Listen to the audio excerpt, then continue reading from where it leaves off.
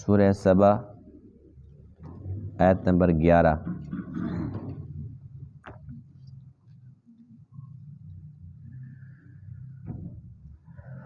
اعوذ باللہ من الشیطان الرجیم،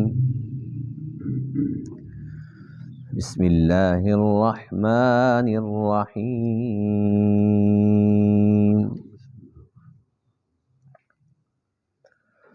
وَلِسُلَيْمَانَ الرِّيحَ غُدُوُّهَا شَهْرٌ وَرَوَاحُهَا شَهْرٌ وَأَسَلْنَا لَهُ عَيْنَ الْقِطْرِ وَمِنَ الْجِنِّ مَن يَعْمَلُ بَيْنَ يَدَيْهِ بِإِذْنِ رَبِّهِ وَمَن يَزِغْ مِنْهُمْ عَنْ أَمْرِنَا نُذِقْهُ مِنْ عَذَابِ السَّعِيرِ۔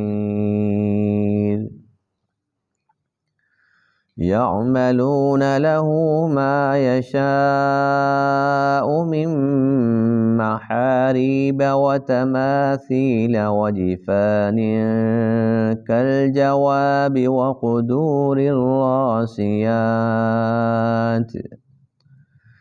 اعملوا آل داود شكرا وقليل من عبادي الشكور۔ صدق اللہ العظیم۔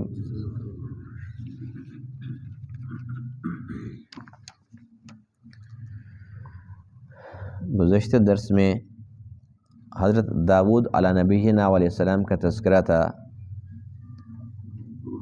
کہ اللہ تعالیٰ نے آپ کو خلافت بھی عطا فرمائی اور آپ کو نبوت بھی عطا فرمائی اور ایک الگ مستقل شریعت بھی عطا فرمائی اور آسمانی کتابوں میں سے زبور بھی عطا فرمائی اور 2 معجزے بھی عطا فرمائے۔ ایک یہ کہ جب آپ داؤد علیہ السلام جب زبور کی تلاوت فرماتے تھے تو اتنی زبردست آواز ہوتی تھی، اتنی دلکش آواز ہوتی تھی کہ پہاڑ، درخت اور پرندے تک وہ آپ کی آواز کے ساتھ آواز ملاتے تھے۔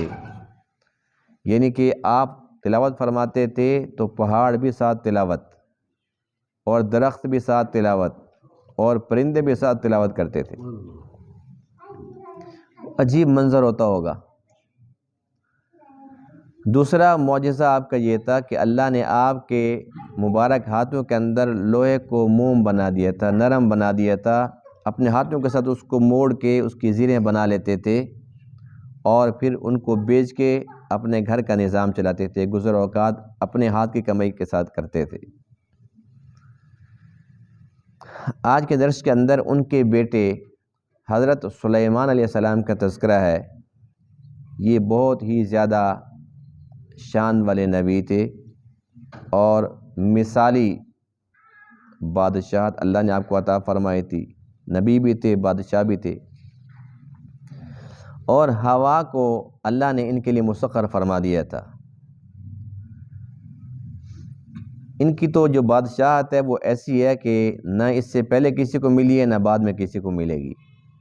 ہوا آپ کے تابع تھی اور اس کے ساتھ ساتھ جو تانبا ہے، تانبا جو ہے یہ بڑی سخت قسم کی دھات ہوتی ہے، تو اللہ کے فضل سے، اللہ کے حکم سے تانبے کا چشمہ اللہ نے جاری فرما دیا اور اس سے وہ تانبا نکلتا تھا تو اس سے پھر چیزیں بناتے تھے۔ اور یہ نہیں کہ بھی آپ چیزیں بنائیں، جیسے کہ داؤد علیہ السلام اپنے ہاتھوں کے ساتھ زیریں بناتے تھے، اللہ تعالیٰ نے جنات کو تابع فرما دیا تھا کہ جنات سے کام کراؤ۔ اب ہم نے آپ کو مٹیریل دے دیا ہے اور فوج بھی دے دی جنات کی، تو جنات کو حکم دو جو دل چاہے بنواؤ۔ پھر آپ کیا بنواتے تھے؟ آپ جنات سے بہت زیادہ کام لیتے تھے۔ کبھی تو حکم فرماتے تھے قلعے بنا دو، قلعے بناتے تھے۔ کبھی حکم ہوتا تھا کہ جو تانبا نکل رہا ہے اس کے ساتھ مجسمے بنا دو، مجسمے بنا دیتے تھے وہ۔ کبھی حکم ہوتا تھا کہ بہت بڑی بڑی دیگیں بنا دو، وہ دیگیں بنا دیتے تھے، کبھی حکم دیتے تھے بہت بڑے بڑے پیالے بنا دو، اور اللہ فرماتے ہیں پیالے ایسے جیسے حوض، یعنی حوض کتنا بڑا ہوتا ہے، تو پیالے اتنے بڑے بناتے تھے۔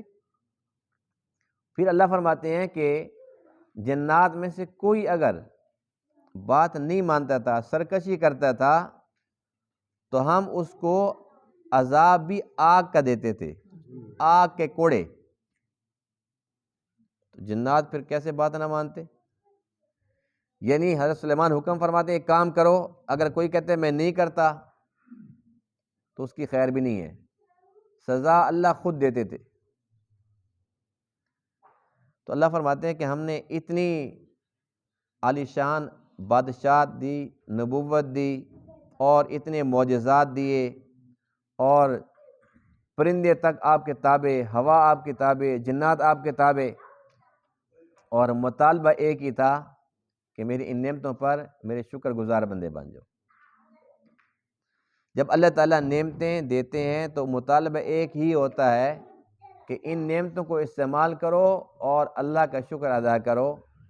پھر اللہ تعالیٰ نے مجموعی طور پر اپنے بندوں کا شکوہ فرمایا کہ میرے بندوں میں سے شکر گزار کم ہیں۔ ہر دور کے اندر جو شکر گزار ہوتے ہیں وہ کم ہی ہوتے ہیں، تو جتنے کم ہیں شکر گزار، اللہ ان کم کے اندر ہمارا نام بھی شامل فرما دے۔ وَلِسُلَيْمَانَ الرِّيحَ، اور ہم نے مسخر کر دیا سلیمان علیہ السلام کے لیے ہوا کو، غُدُوُّهَا شَهْرٌ، اس کی پہلے پیر کی جو مسافت تھی وہ 1 مہینے کے برابر، 1 مہینے کا، یعنی جو پہلا پیر ہے، ایک پہر کے اندر وہ ہوا کتنا سفر ان کو کراتی تھی؟ 1 مہینے کے برابر۔ وَرَوَاحُهَا شَهْرٌ، اور جو پچھلا پہر ہے اس کی جو مسافت تھی وہ بھی 1 مہینے کے برابر۔ اللہ اکبر، کیا عجیب منظر ہوتا ہوگا، 1 مہینے کا سفر ہے اور ایک پہر کے اندر وہ سفر کرائے گی ہوا۔ وَأَسَلْنَا لَهُ عَيْنَ الْقِطْرِ، اور ہم نے بہا دیا ان کے لیے تانبے کا چشمہ۔ وَمِنَ الْجِنِّ، اور جنات میں سے مَن يَعْمَلُ بَيْنَ يَدَيْهِ، جو کام کرتے تھے آپ کے سامنے، بِإِذْنِ رَبِّهِ، کہ رب کے حکم کے ساتھ، اللہ کا حکم ہوتا تھا کام کرو۔ وَمَن يَزِغْ مِنْهُمْ عَنْ أَمْرِنَا، اور جو کوئی کجی کرتا تھا ان جنات میں سے ہمارے حکم سے، کوئی اکڑ دکھاتے ہیں نا، جیسے ہم انسان بھی تو کہتے ہیں جی نہیں پڑھتے نماز، اللہ تعالیٰ نے ہمیں چھوٹ دے رکھی ہے، لیکن جنات کے لیے چھوٹ کوئی نہیں تھی۔ جیسے ہی کوئی کجی کرتا تھا، نُذِقْهُ مِنْ عَذَابِ السَّعِيرِ، ہم اسے چکھاتے تھے آگ کا عذاب۔ يَعْمَلُونَ لَهُ مَا يَشَاءُ، وہ بناتے تھے حضرت سلیمان کے لیے جنات، ما یشاء، جو حضرت سلیمان چاہتے تھے، من محاریبہ، قلعے بناتے تھے، اور اس کا ایک معنی اس کا محل بھی لکھا ہے، اور ایک اس کا معنی مساجد بھی لکھا ہے، کیونکہ اسی سے محراب ہے، یعنی جو آپ چاہتے تھے۔ وَتَمَاثِيلَ، اور مجسمے بناتے تھے، مورتیاں بناتے تھے۔ وَجِفَانَ، اور پیالے بناتے تھے، کل جواب، جو حوض جتنے بڑے ہوتے تھے، حوض کی طرح۔ وَقُدُورِ الرَّاسِيَاتِ، اور دیگیں ٹھہرنے والی، ایک تو دیگ ہوتی ہے نا جیسے ہمارے پاس ہوتی ہے، اس کو اٹھایا اور اٹھا کے وہاں لے گئے اور پھر وہاں سے وہاں لے گئے، ایک اتنی بڑی دیگ ہوتی ہے کہ اس کو اٹھانا ناممکن ہوتا ہے۔ راسیات تھی، یعنی کہ وہ ٹھہری ہوئی تھی، جہاں پر جنات نے بنائی بس وہیں اس کے اندر کھانا پکے گا، وہیں اس میں سے نکال کے کھا لو، لیکن دیگ اب جگہ سے ہلے گی نہیں، اسے کو اٹھا ہی نہیں سکتا تھا۔ اعملوا آل داود شکرا، اللہ تعالیٰ نے حکم ارشاد فرمایا اے آل داود تم عمل کرو شکر والا، یعنی شکر بجا لاؤ۔ وقلیل من عبادی الشکور، اور کم ہے میرے بندوں میں سے شکر گزار۔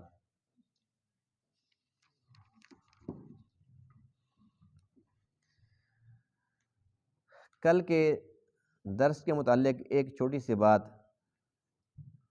جو کل بیان نہیں ہوئی تھی کہ اللہ تعالیٰ نے حضرت داؤد علیہ السلام کو جو لحن عطا فرمایا تھا اس کو حدیث پاک میں مزامیر کا نام دیا گیا ہے، یعنی کہ وہ نغمے تھے، ایسا سوز اور ساز تھا کہ پرندے ٹھہر جاتے تھے اور وہ بھی ساز شروع ہو جاتے تھے، اور درخت اور پہاڑ بھی وجد میں آ جاتے تھے۔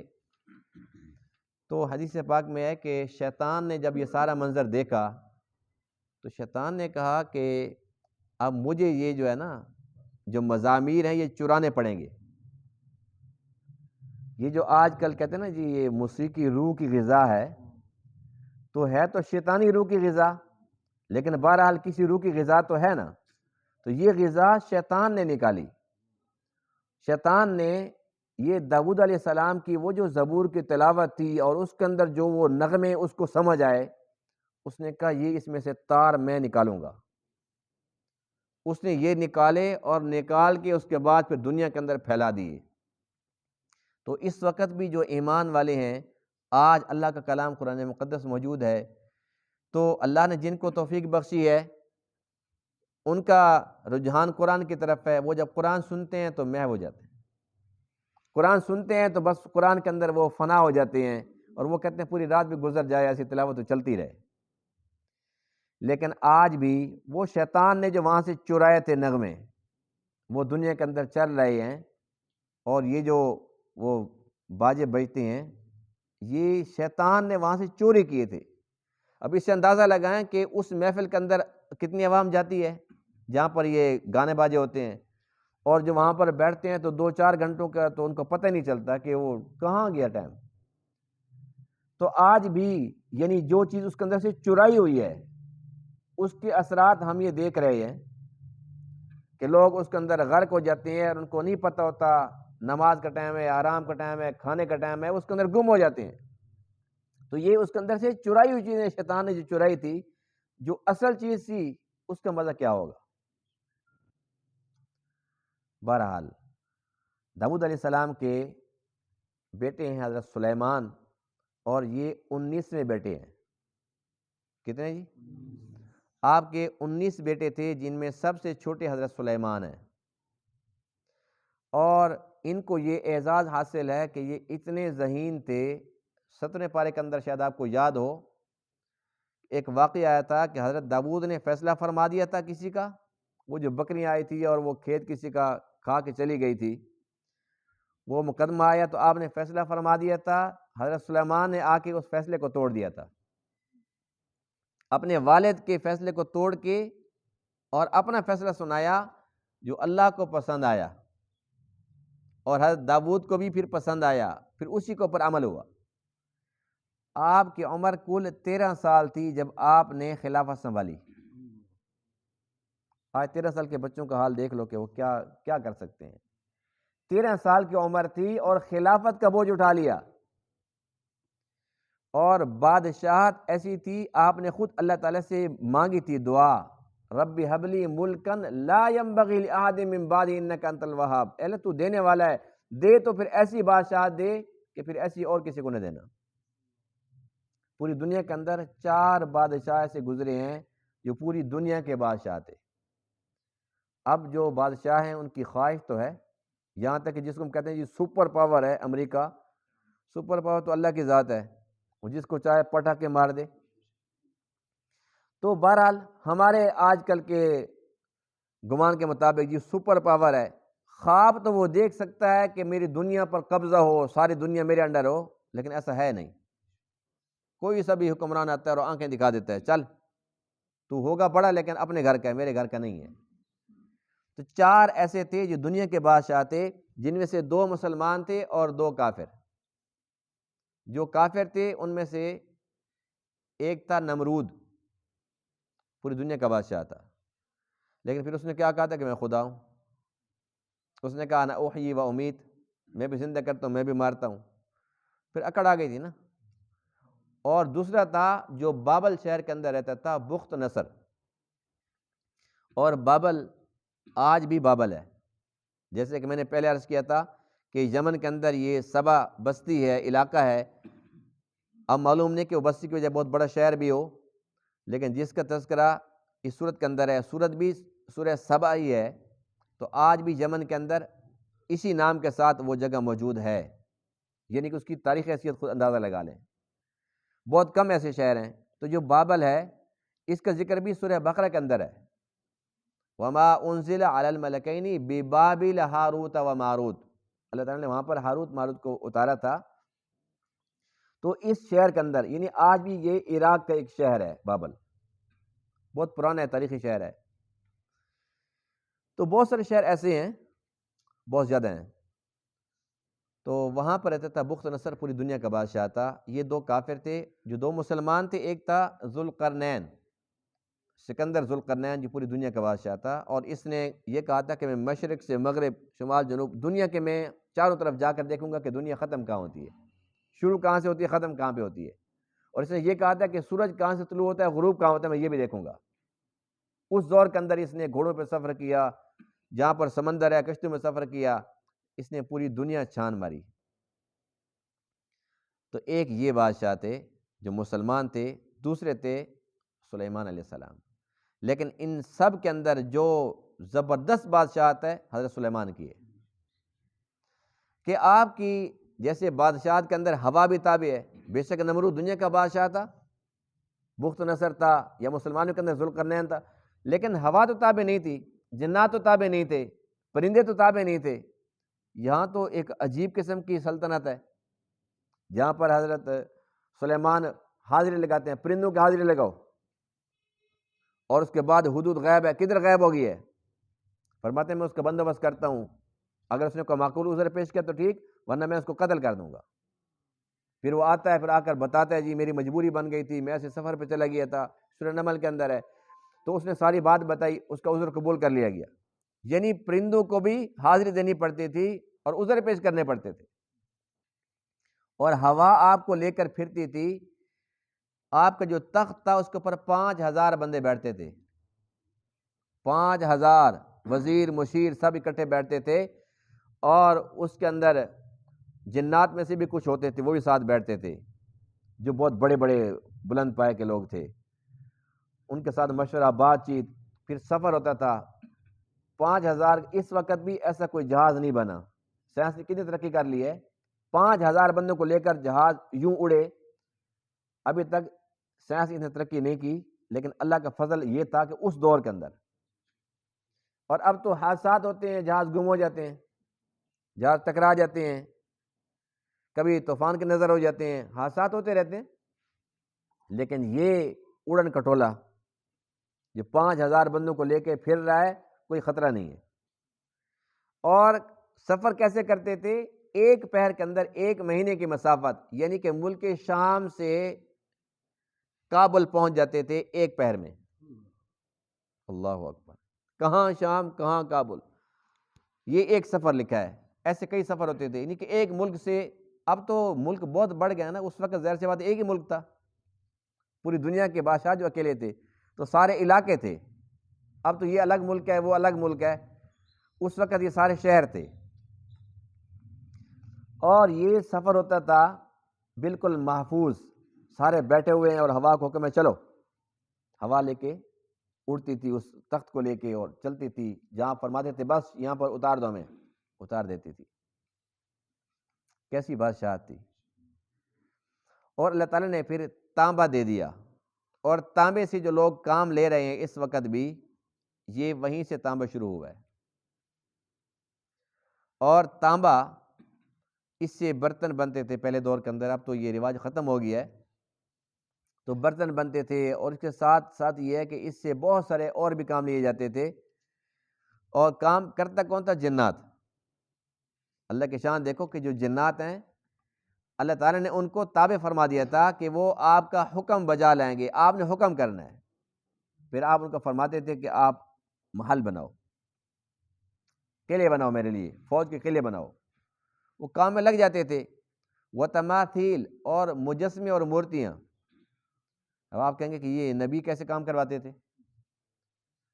تو یہ ہماری شریعت کے اندر ناجائز ہیں، مجسمے اور مورتیاں جائز نہیں ہیں، لیکن پہلی شریعتوں کے احکام الگ تھے۔ جیسے کہ پہلی شریعتوں میں ایسا بھی ہوتا تھا کہ ایک وقت کے اندر 2 بہنوں سے نکاح کیا جا سکتا تھا. اب یہ جائز ہے؟ پہلے شریعتوں میں جائز تھا. تو اس لیے احکام تبدیل ہوتے رہتے ہیں. اس وقت اجازت تھی، لیکن ہماری شریعت کے اندر حدیث پاک میں سختی کے ساتھ منع فرمایا کہ جہاں پر کوئی ایسی مورتی ہوگی، جہاں پر کوئی مجسمہ ہوگا، جہاں پر کوئی تصویر ہوگی، یا جہاں پر کوئی کتا ہوگا، وہاں رحمت کے فرشتے نہیں آئیں گے. تو اس وقت چیزیں چونکہ جائز تھی تو آپ پھر ان سے بنوایا کرتے تھے. وجیفان اور بڑے بڑے پیالے، کل جواب جیسے حوض ہوتا ہے، تو اتنے بڑے بڑے پیالے انسان تو بنا نہیں سکتا تھا. اب ظاہر سی بات ہے کہ ادھر سے مٹیریل مفت کا مل رہا تھا، یعنی کہ چشمہ بہہ رہا تھا تانبے کا، اور تانبے کی اس وقت برتن وہ کرتے تھے. پہلے تو دیگیں بھی تانبے کی وہ کرتی تھی نا.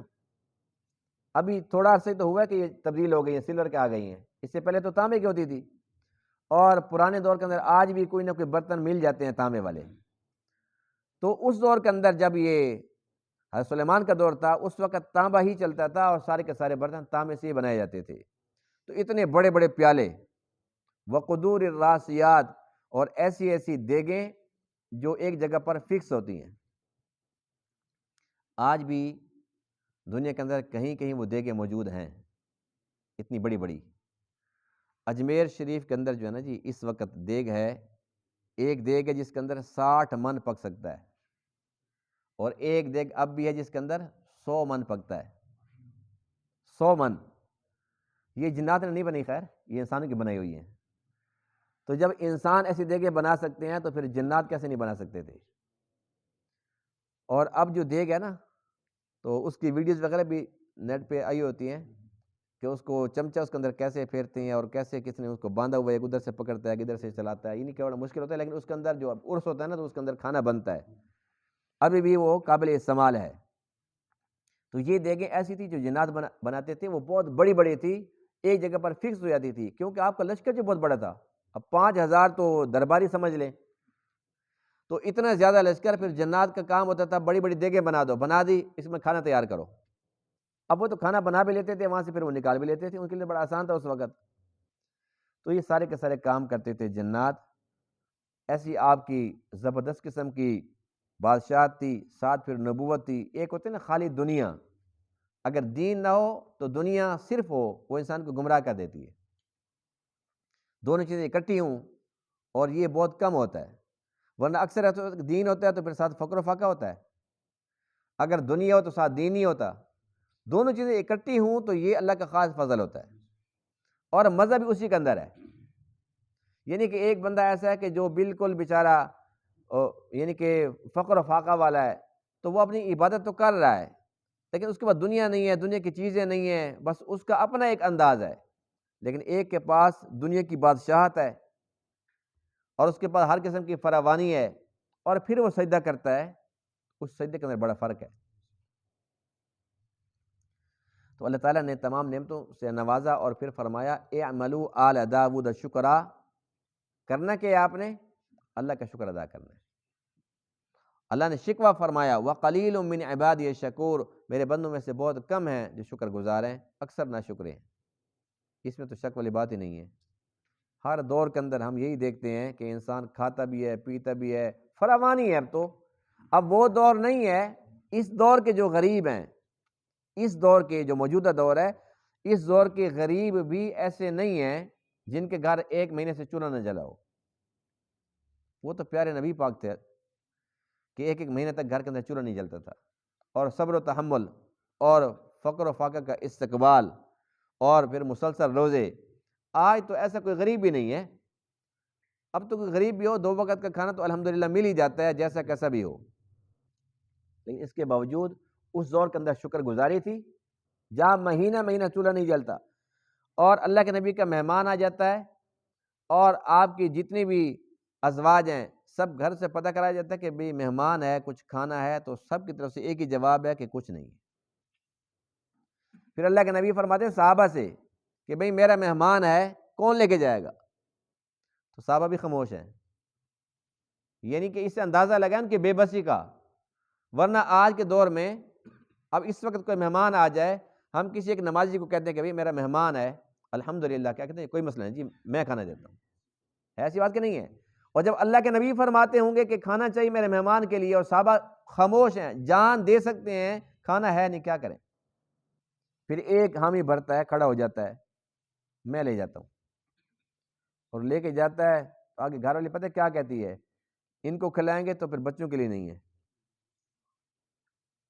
وہ کہتے ہیں میں آپ اللہ کے نبی کا مہمان ہے، لے کے آ گیا ہوں، اب بچوں کو نہیں کھلانا، اسی کو کھلانا ہے۔ کھلایا، چراغ بجھا دیا، اور بس وہ اپنی بھی ہم ساتھ کھا رہے ہیں ایسے لگے رہے، لیکن اسی مہمان کو کھلایا، اس کو محسوس تک نہیں ہونے دیا۔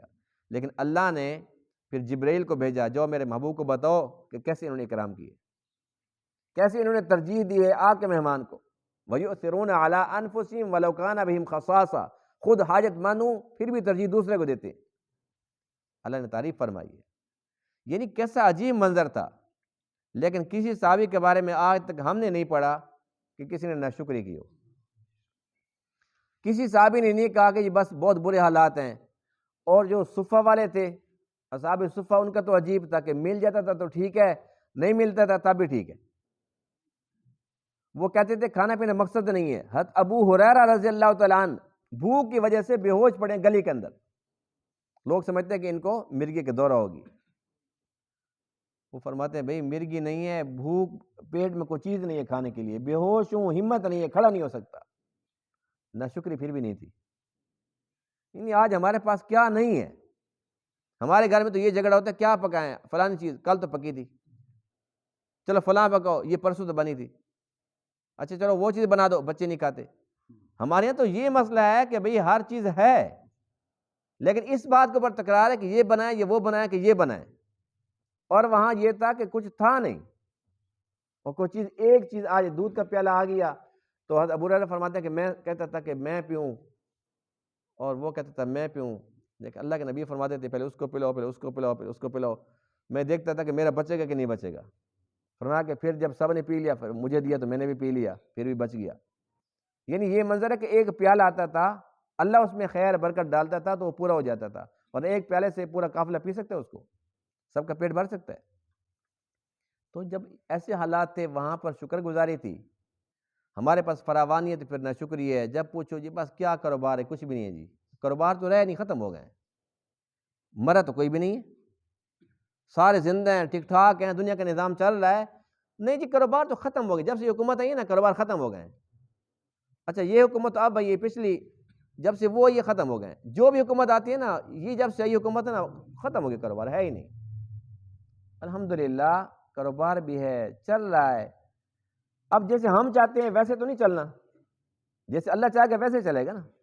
ہم جو کہتے ہیں جی پورے مارکیٹ کے اندر ایک جتنے گاہک ہیں سارے میرے پاس ہیں، کسی کے پاس جائے ہی نہیں، اور اتنے نوٹ ہیں کہ اس کو اٹھا کے گھر جا نہ سکوں، اتنے وزنی ہوں، اتنے زیادہ ہوں، ایسے تو نہیں ہونا۔ تو اس لیے انسان کو چاہیے کہ وہ شکر گزار بندہ بنے۔ حضرت عمر کا دور تھا، اور ایک اعرابی دیہاتی آیا اور آ کر اس نے خانہ کعبہ کا غلاف پکڑا اور دعائیں مانگ رہا ہے، اے اللہ مجھے تھوڑوں میں کر۔ حضرت عمر نے سنی آواز، عمر نے فرمایا کہ یہ کو پاگل لگتا ہے، اس کو پکڑ کے لے آؤ میرے پاس۔ اس کو لے کر آ کے پوچھا یہ کیا کہہ رہا ہے، ہر بندے زیادہ میں ہو جاؤں تو کہتے مجھے تھوڑوں میں کر، خیر ہے؟ اس نے یہی آیت پڑھی، اس نے کہا عمر اللہ فرماتے ہیں وَقَلِيلٌ مِّنْ عِبَادِيَ الشَّكُورُ، میرے بندوں میں شکر گزار کم ہے، میں کہتا ہوں اللہ جو کم ہے مجھے ان میں کر، میں تو یہ کہہ رہا تھا۔ حضرت عمر فرماتے ہیں کہ مجھ سے تو زیادہ یہ عربی قرآن کو سمجھتا ہے، یعنی جن کو بات سمجھ آ جاتی ہے دعائیں یہ کرتے ہیں وہ۔ اس لیے ہمیں کوشش کرنی چاہیے کہ جب اللہ تعالیٰ نے اتنی زیادہ نعمتوں کی فراوانی، اتنا کچھ ہمیں عطا فرمایا ہے، اتنی نعمتیں کہ ہم شمار بھی نہیں کر سکتے، تو آسان سی تو بات ہے، اللہ فرماتے ہیں صرف شکر گزاری بن، صرف شکر گزار بندے بن جاؤ، کہ ہم نہیں کر سکتے، آسان ہے لیکن عادت نہیں ہے ہماری، اپنی عادت بنائیں، بچوں کو سکھائیں کہ بیٹا اللہ تعالیٰ کا شکر ادا کیا کرو، ہر نعمت پر شکر ادا لاؤ، ہر نعمت پر شکر ادا کرو۔ جب ہم شکر گزار بندے بن جائیں گے تو اللہ کا وعدہ ہے کہ میں نعمتیں اور زیادہ دوں گا۔ آج ہم زیادہ تو مانگتے ہیں لیکن پھر ناشکری کے ساتھ مانگتے ہیں، تو اللہ فرماتے ہیں ناشکری کے ساتھ زیادہ نہیں دوں گا، شکر گزاری کے ساتھ زیادہ دوں گا، اور ناشکری کے ساتھ کم کروں گا۔ تو فارمولہ اللہ تعالیٰ نے بتا دیا ہے، عمل کرنا ہماری اپنی ذمہ داری ہے۔ اللہ تعالیٰ نے تمام باتوں کو سمجھنے عمل کرنے کی توفیق عطا فرمائے۔ وآخر دعوانا الحمدللہ رب العالمین۔